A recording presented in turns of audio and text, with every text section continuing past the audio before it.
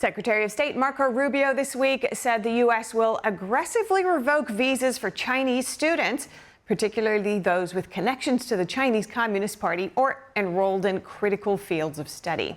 Rubio also announced visa restrictions on foreign nationals involved in censoring Americans, and he positioned the policy as a defense of American values and free speech.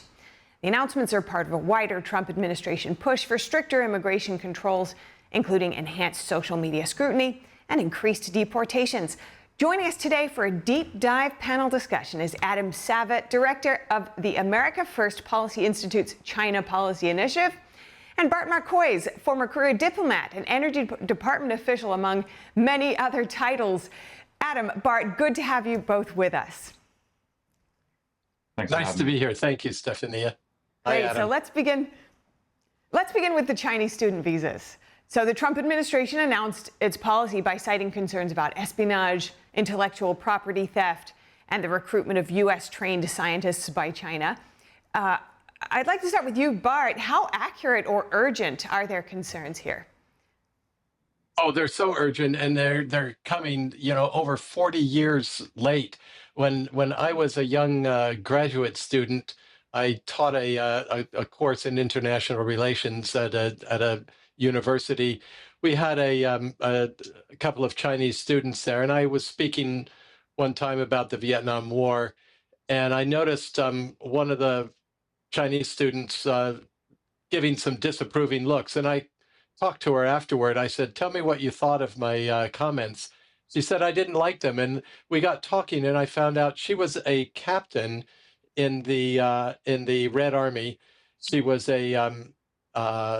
she was 30 years old. She had a university degree and a master's degree, and she was coming to get from Chinese universities.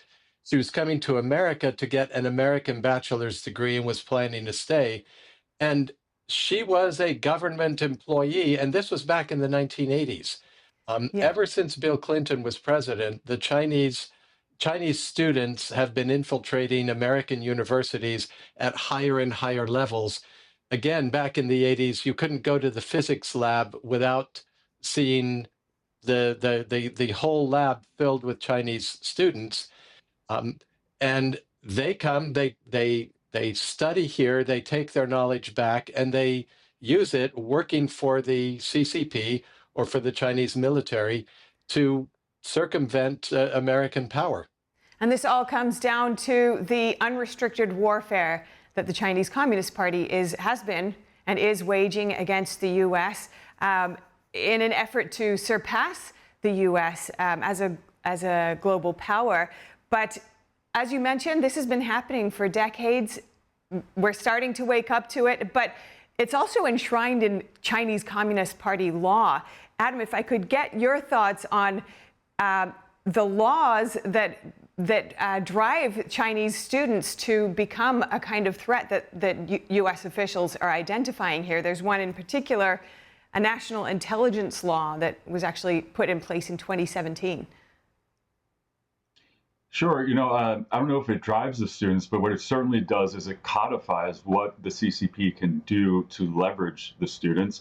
It specifies that any data that the students collect, any research that the students collect, any potential intelligence that they collect is all subject to the CCP's use, the CCP's gathering, et cetera. So, the vast majority of these students are probably not purposely acting as, intelligence sources. They are trying to get an education at the best institutions, which are still U.S. institutions. But again, they can be leveraged whether while they're here, they send data back from their research work back to China, or when they get back to China, they basically get taken off the plane and either interrogated or basically brought to an institution where they will give that information. Sometimes they actually replicate the research projects that they've done in the United States back in China. So there's many ways that the CCP can leverage this through the national security law, also intimidating their parents or their families who remain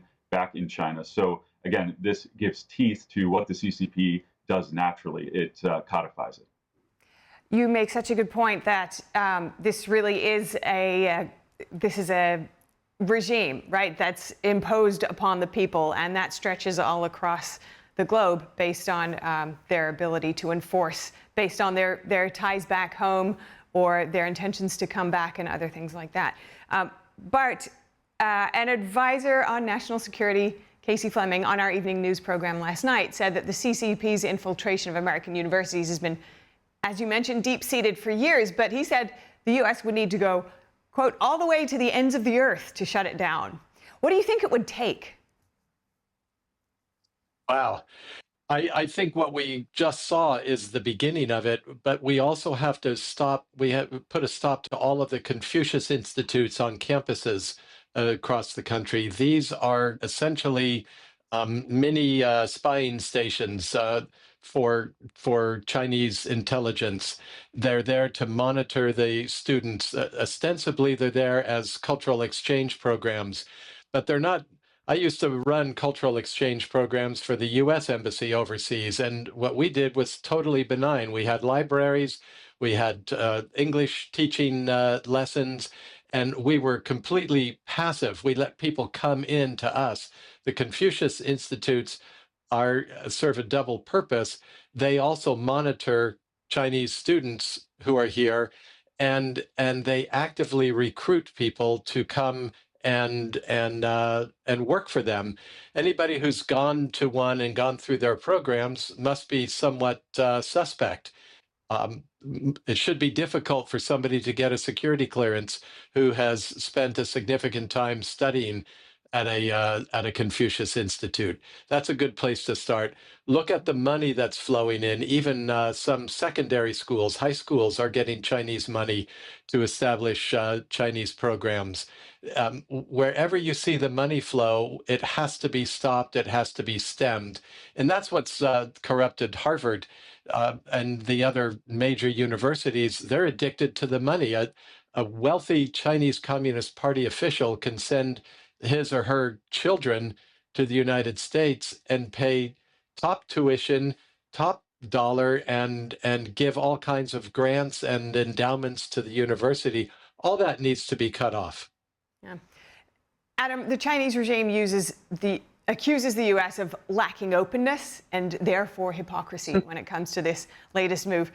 That's been a common refrain, though, of the CCP on U.S. restrictions. Do you see this move in any way as contradicting the basic tenets of the American way of life? I would strongly reject that assertion. You don't even have to point out the hypocrisy of the totalitarian nature of the CCP. But on the merits, within the United States, we have an obligation to our citizens for openness, for access to education, for free speech. We do not have a particular obligation to foreign students, although it's wonderful to have them, and I think they contribute a great deal, but especially when they're from an authoritarian regime that is openly dedicated to undermining us by all means possible, including through our civil society, our education system, et cetera. We're obligated to try to root out, as Rubio said, specifically at least, the CCP members, as well as those engaged in critical fields, because as we've mentioned, those can be leveraged. So no, I'd call it an obligation that we need to defend ourselves. And I think it's in the same theme as the trade question, because we were sort of sleepwalking through that for a great deal of time. We didn't really evaluate, is this in our interest, ultimately? And we need to look at the same way at the education system, which again, our obligation is to help and to educate and to better the lives of Americans. If we can do it for international students, that's also great.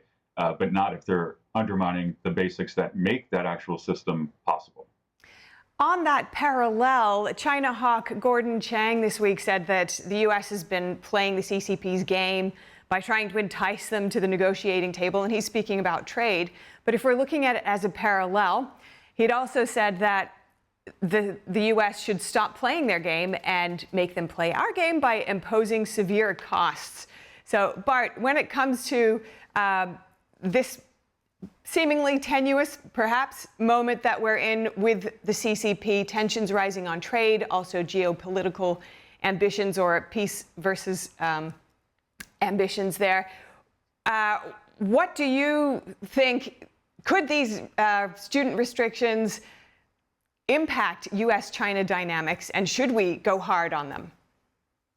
Yes, yes, and yes. And I don't think anybody knows more than Gordon Chang about these issues. He's brilliant and he's cogent and concise. The uh, cutting this off is an important part of cutting off the theft of intellectual property that the Chinese government has been pursuing for decades. As you mentioned, or Adam mentioned, that they're also taking their research home with them. They also use their access as researchers, as grad students, as graduate assistants, as adjunct professors. Sometimes they'll get access to databases of published studies. They use the access to download it wholesale, and take all of that research over there to China. Even things that are restricted, they'll take it there, and they've used it. And again, everything they do is aimed at encircling us and at limiting American power. They expect that the 21st century will be the Chinese century, as the 20th century was the American century. But the difference is, for the United States, the American century was a century of liberty and freedom and expansion of prosperity and rights for the whole world, as we were pursuing American interests. Somehow in the last 20 years or 30 years, we've pursued this globalist agenda, and President Trump is coming back into power and saying, no, we are pursuing American interests. He's not an isolationist president. He is heavily engaged, but by pursuing American interests, he's expanding liberty and prosperity for the entire world.